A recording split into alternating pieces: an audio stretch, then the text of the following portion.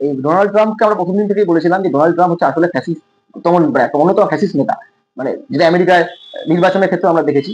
এখন কিছু করার নেই, আমেরিকাতে যেই ধরনের পরিবেশ ওরা তৈরি করে রেখেছে, যেখানে ডেমোক্রেট এবং রিপাবলিক দুটোই একেবারে আপাদমস্ত প্রতিক্রিয়াশীল শক্তি, মানে একেবারে এরা হচ্ছে বড় লোক শ্রেণীর প্রতিনিধিত্ব করে, নির্লজ্জ বেহায়া। এই ডোনাল্ড ট্রাম্পকে আমরা প্রথম দিন থেকেই বলেছিলাম যে ডোনাল্ড ট্রাম্প হচ্ছে আসলে ফ্যাসিস্ট, একটা অন্যতম ফ্যাসিস্ট নেতা, মানে যেটা আমেরিকার নির্বাচনের ক্ষেত্রে আমরা দেখেছি। এখন কিছু করার নেই, আমেরিকাতে যেই ধরনের পরিবেশ ওরা তৈরি করে রেখেছে, যেখানে ডেমোক্রেট এবং রিপাবলিক দুটোই একেবারে আপাদমস্ত প্রতিক্রিয়াশীল শক্তি, মানে একেবারে এরা হচ্ছে বড় লোক শ্রেণীর প্রতিনিধিত্ব করে, এর সঙ্গে কোনো গরিব খেটে খাওয়া মেহনতি মানুষের কোনো লেনা দেনা নেই। আমেরিকার মাটিতে আপনারা জানেন যে এই ধরনের এই যে বাই পার্টি সিস্টেম, যার মাধ্যমে আসলে দুটোই শাসক শ্রেণীর, মানে কি বলবো, বাহন হিসেবে কাজ করে। এই দুটো বাহন নিজেদের মধ্যে সেটেলমেন্ট করে না, 5 বছর ও ক্ষমতা থাকে, 4 বছর ও ক্ষমতা থাকবে, 4 বছর এই ক্ষমতা থাকবে।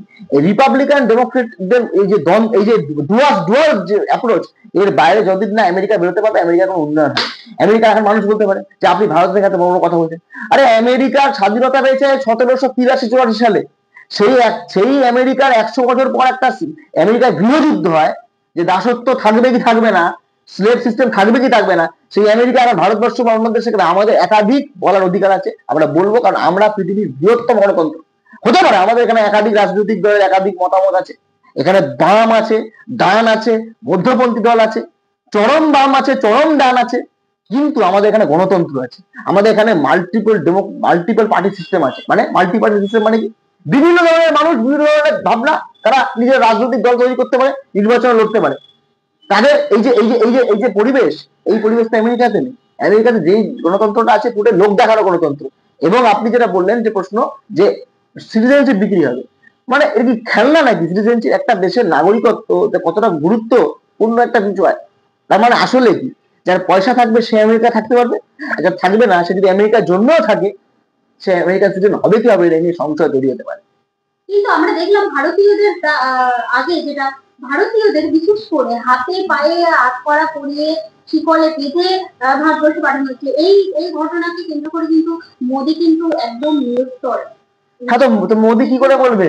মোদী তো ট্রাম্পের মানে ভাই, ট্রাম্পের ভাই হয়ে দাদার বিরুদ্ধে কে কথা বলবে? ব্যর্থতার স্বাভাবিকভাবে পৃথিবীর মুক্তিকামী মানুষ বা প্রগতিশীল চিন্তার মানুষ, তারা কোনো কারণে ঐক্যবদ্ধ হতে পারছে না বলে কি পরিস্থিতি হচ্ছে। এই যে ট্রাম্প যেটা করলো ভারতবর্ষের মানুষের সাথে, হতে পারে তারা অন্য কোনো কায়দায় তারা হয়তো ওখানে আছেন, তাদের কাগজপত্রে গোলমাল রয়েছে, কিন্তু তার মানে তো এই নয় তাদের হাতে পায়ে বেরিয়ে পড়িয়ে আপনি পাঠাবেন আর সেখানে ভারত সরকার চুপচাপ দাঁড়িয়ে থাকবে। ওই অন্যান্য দেশ তো এরকম চুপচাপ বসে থাকেনি। অন্যান্য দক্ষিণ আমেরিকার দেশ, অন্যান্য দেশ, তারা তো তাদের বামপন্থী নেতারা, সমাজতান্ত্রিক দেশগুলোর নেতারা, তারা তো ঠিক আওয়াজ তুলেছে ট্রাম্পের বিরুদ্ধে। সেখানে ভারতবর্ষ নিজেকে এত বড় বড় কথা বলে, পৃথিবীর বৃহত্তম শক্তি হবে মোদী বলে। আমরা চাই ভারতবর্ষ পৃথিবীর সব থেকে বড় শক্তি হোক, কিন্তু যে মোদীর যে থাকার আওয়াজ দেওয়া, আওয়াজে আমরা কি দেখলাম? ট্রাম্পের মতো একটা দস্যু, ট্রাম্পের মতো একটা ফ্যাসিস্ট, তার বিরুদ্ধে কথা বলতে পারে না। আসলে বলবে কি করে? নিজে তো ফ্যাসিস্ট, ফ্যাসিস্টকে শত্রু বলতে পারে? ফ্যাসিস্টকে ভাই বলতে পারে? সেই জায়গা থেকে আমাদের বক্তব্য হচ্ছে খুব স্পষ্ট, যে আসলে আমেরিকার মধ্যে বর্তমানে যে ক্রাইসিস তৈরি হচ্ছে, যেই ধরনের বৈষম্য তৈরি হচ্ছে, এবার দেখবেন আবার আস্তে আস্তে জাতপাতের ভাবনা চিন্তা আরো বাড়বে। এই যে কে সাদা চামড়া কে কালো চামড়া, যেটা আমেরিকার দীর্ঘদিনের দ্বন্দ্ব, যে ব্ল্যাকস আর হোয়াইটস এর দ্বন্দ্ব, এই দ্বন্দ্ব শুরু হবে। যারা যারা কালো মানুষ তাদেরকে অত্যাচার নেমে আসবে, যারা হোয়াইট না তাদের অত্যাচার নামবে। হোয়াইটের মধ্যে যারা পয়সাওয়ালা লোক তাদের অত্যাচার হবে, যারা পয়সা কম, যারা গরিব তাদের অত্যাচার হবে। এই তিন দর্শন দেখা যাচ্ছে, এটাই প্রমাণ হচ্ছে। ওর বক্তব্য কারো কারো ধারণা আছে যে টাকা দিয়ে বোধহয় স্বাধীনতা কিনে নেওয়া যায়, টাকা দিয়ে বোধহয় লোকের আওয়াজ কিনে নেওয়া যায়, টাকা দিয়ে বোধহয় প্রতিবাদ আটকে দেওয়া যায়। আমার সম্পূর্ণ এটা মনে হয় না। আমাদের পশ্চিমবঙ্গের যারা ডাক্তারবাবুরা আছেন বা জুনিয়র ডাক্তাররা আছেন বা যাই আছেন না কেন, তারা যেভাবে আন্দোলন করেছেন, তারা একটা নতুন ইতিহাস লিখেছে। স্বর্ণাক্ষরে সেই ইতিহাস লেখা থাকবে যে প্রতিবাদ আন্দোলন কি করে করতে হয়। এবার আপনার প্রশ্ন করতে হবে আন্দোলন সফল বিফল অমুক তমুক, সেটা একাধিক দ্বন্দ্ব আসতে পারে, কিন্তু ওই যে তাদের আন্দোলনের যে জের বা রেশ, যেই রেশে একাধিক অংশের মানুষ খালি নয়, এমন এমন মানুষ যারা জীবনে মিটিং মিছিল আটেনি, তারা রাত্রিবেলা এসে রাত দখলের কর্মসূচি করেছে, ডাক্তারবাবুদের তো করেছে, ডাক্তারবাবুরা আহ্বান করেছে, ডাক্তারবাবু তো রাস্তায় প্রথমে নেমেছে। এই ডাক্তারবাবুদের আমার মনে হয় টাকা পয়সা দিয়ে, মদা মন্দতা ভেবে তাকে টাকা দিয়ে তাদের স্বাধীনতা কিনে নেবে, তাদের অধিকার কিনে নেবে, তাদের প্রতিবাদ আটকে দেবে। আমার মনে হয় না পশ্চিমবঙ্গের ডাক্তারবাবুরা এতটাই, মানে তাদের ব্যক্তিত্ব এই জায়গায় পয়সার বিনিময়ে তারা নিয়ে সিদ্ধান্ত